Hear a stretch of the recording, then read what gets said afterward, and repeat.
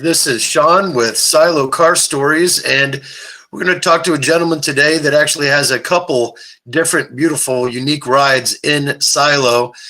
Dillon, you're in commercial construction, and you've also built some race teams buildings. How you doing today? I'm great, Sean. How are you? I'm all right.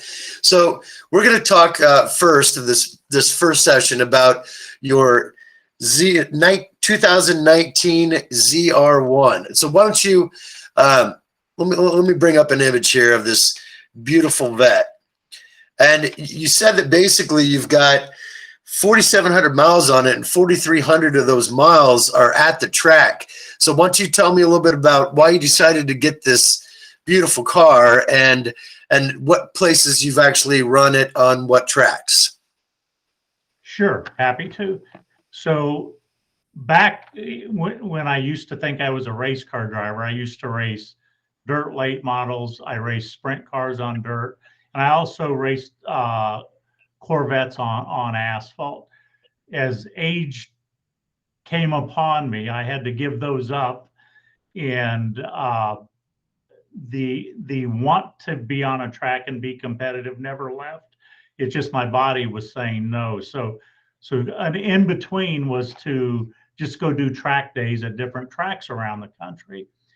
And in researching that, I found out that the ZR1 vet at the time was as competitive. It was competitive with the Porsche GT3 RSs, the Porsche GT2 RSs, some of the real well-known track cars. So I went to Hare Chevrolet, custom ordered the vet, took a factory delivery down at the Corvette Museum in Bowling Green, brought the car back, and as you mentioned earlier, there's only about 200-300 miles that it has been street driven. The rest have all been on tracks. Most of the tracks are around the Midwest, Putnam, road course, Autobahn over in Illinois, Gingerman up in Michigan, pit race out in Pennsylvania, Elkhart Lake up in Wisconsin. Those, and I think Road Atlanta also it's been to.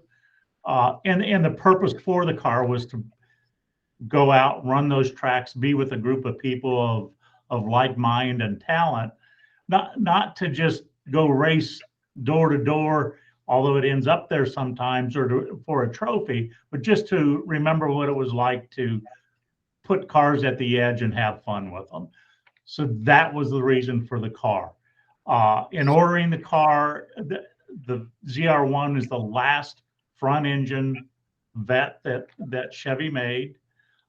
They went all out. It has the biggest engine, the LT5, 750 horse, that Chevy ever put in one of the vets or in any of their domestic cars.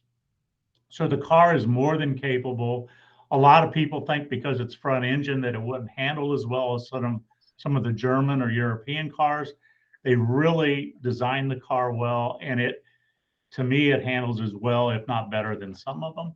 It has almost. All right, so here's a shot. No, go ahead.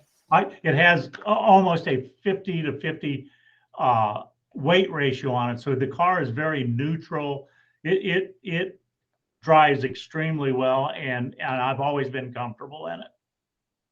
So this shot is it on the track. So I want to speak a little bit about your racing ability and maybe some things that have actually happened amongst the other cars. Are there any situations that, you almost had a little fender bender with it as you're going around the curves, or any other situations when you cut in on the curve and you ended up winning and beating somebody or whatever? What's kind of those race moment scenarios that when you're in it,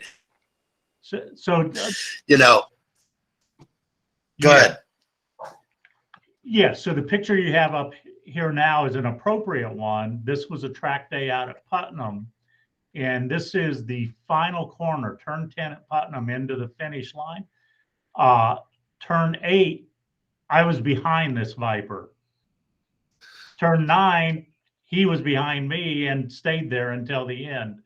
this was probably a 20-minute session. There were 2 actual race-built cars there, open cockpit, that are probably a half a lap behind us at this point. But all people that are very talented, very capable, smart about how they run and know why they're there to run.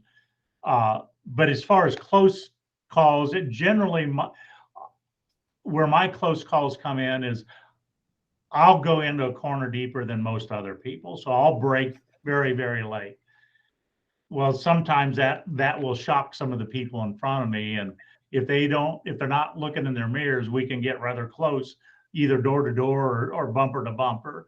But those are generally the only time that happens. And again, you do it with people you're comfortable with, and they come to recognize how you're driving or your style. So it's things that everybody learns with one another as you do more and more laps together. Okay. All right. Well, is there anything else you'd like to say about this ride before we close this out? So the interesting thing is these cars in the last 6 months, this car brand new was $139,000. They are selling today for just over $200,000. It just goes to show you, if you buy the right car at the right time, you can make money at racing. That's right. And they usually say you got to pay to play in the racing world. That, there's only a small percentage of people that actually make the money, and everybody else is doing it for the passion. Well, Dale, I really appreciate your time on this car, this beautiful ZR1.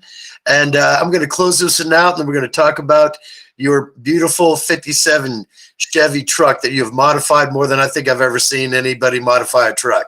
All right, so just stay on the line. I'm going to close this out.